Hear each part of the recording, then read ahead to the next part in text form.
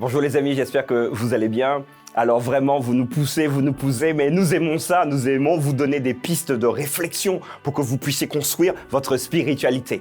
Le chrétien est la fécondation in vitro. Que penser de la fécondation in vitro en tant que chrétien? J'aimerais vraiment vous entendre tout de suite et vous lire tout de suite dans les commentaires. Nous allons en parler aujourd'hui.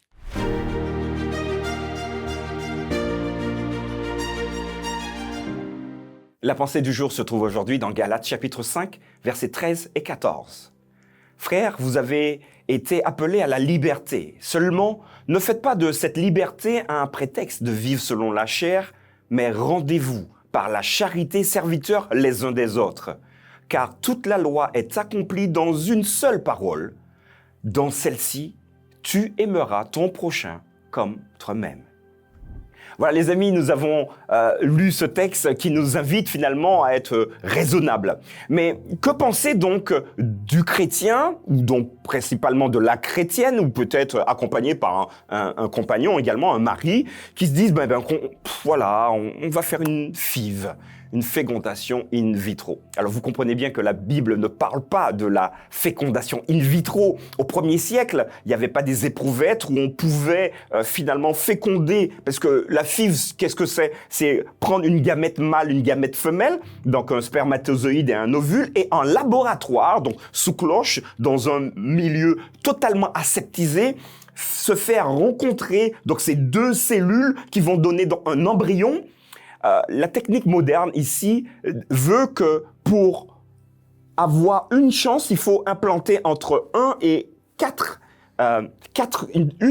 cellules vivantes. Donc on va faire 4 inséminisations comme ça en laboratoire, et une fois que c'est fait, on va dire à madame, écoutez, nous sommes prêts, nous pouvons y aller, donc nous allons en implanter 1 ou 2 parce qu'on ne sait pas si ça fonctionne, ça peut ne pas fonctionner.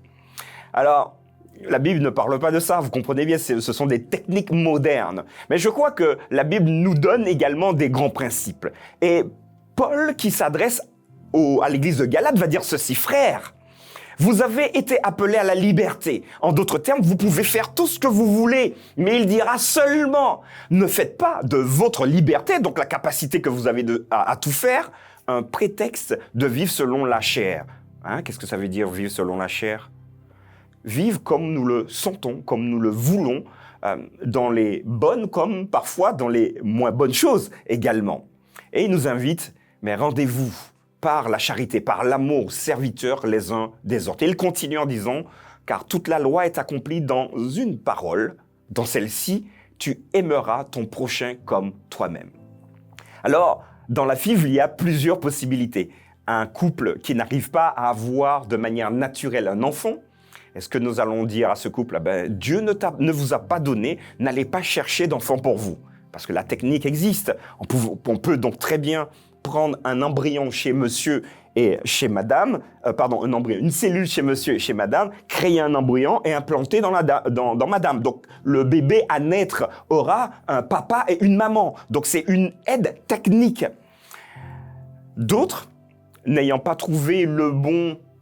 donc en général, le bon mari, le bon homme vont se dire, moi j'ai pas besoin d'homme, de toutes les manières, je peux me faire implanter un embryon et je vais avoir mon enfant. Vous concevez ici une perspective un peu différente,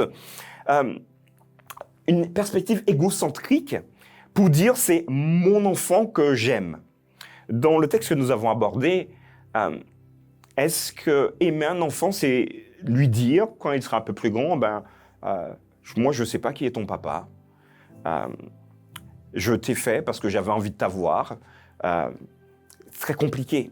Déjà, ceux qui vivent autour de nous, quand ils ne connaissent pas leur père, voilà, leurs racines, d'où ils viennent, c'est déjà compliqué. Est-ce que nous voulons partager encore plus de souffrance pour un enfant à naître? Alors je comprends le besoin parfois chez certaines femmes d'avoir absolument un enfant pour peut-être se sentir équilibré, se sentir normal. Je comprends également les couples qui veulent absolument un enfant parce que pour eux c'est tel leur projet mais qu'ils en ont pas. Alors c'est facile peut-être pour certains de dire Dieu t'a pas donné, tu restes comme ça et tant pis pour toi, c'est comme ça et vis comme ça. Je peux entendre cette position. Mais je veux aussi accueillir ceux qui souffrent. Alors, doivent-ils forcément aller voir un psychologue? Je pense que oui, pour se faire aider, accompagner, pour surtout qu'ils puissent évaluer, pour savoir s'ils veulent ou pas entrer dans cette technique moderne de la FIV. Il y a également un deuxième élément que je n'ai pas abordé. Dans la fécondation in vitro, vous avez beaucoup de cellules qui sont créées, donc, et on ne le dit pas très souvent, mais là, on est au niveau éthique. Une fois que vous avez réalisé votre rêve d'avoir 1 ou 2 enfants, ça marche? Voilà, vous avez votre rêve. Mais il y a des embryons qui restent. Que fait-on des embryons qui restent? Et très souvent, on les conserve pendant un certain temps, mais parce que votre projet est terminé, parce que vous avez eu ce que vous voulez, ben, les embryons vont être détruits. Et ces embryons détruits, pour certains, ce sont des vies qu'on détruit. Pour d'autres, ouais, mais c'est juste des embryons, des cellules, on n'est même pas au courant, surtout parce que c'est pas nous qui le faisons, donc ça va.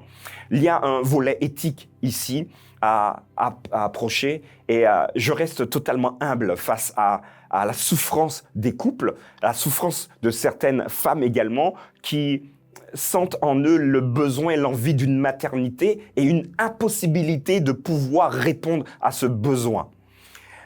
Alors, voilà, la question est totalement ouverte. En tout cas, avec tous ces éléments, vous avez également la possibilité de choisir.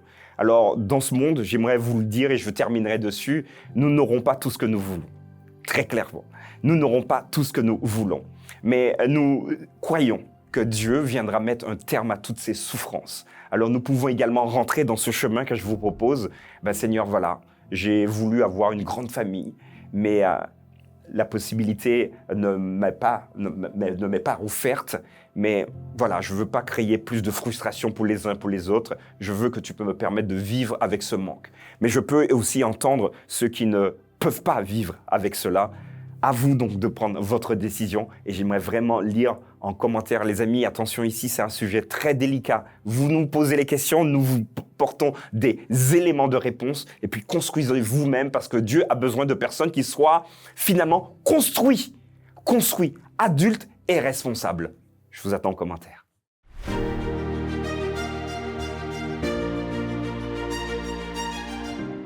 Voilà les amis, nous avons abordé un sujet très délicat, mais je sais qu'il y a des personnes qui souffrent. Partagez avec des personnes peut-être qui ont eu recours à ces fécondations in vitro. Ils vont peut-être nous dire comment ils ont vécu cela, comment ils vivent encore aujourd'hui toutes ces techniques. N'hésitez pas à partager, à commenter, n'hésitez pas à mettre un pouce juste en bas. Et puis que Dieu vous garde les amis, parce que c'est délicat tout ça. À très bientôt.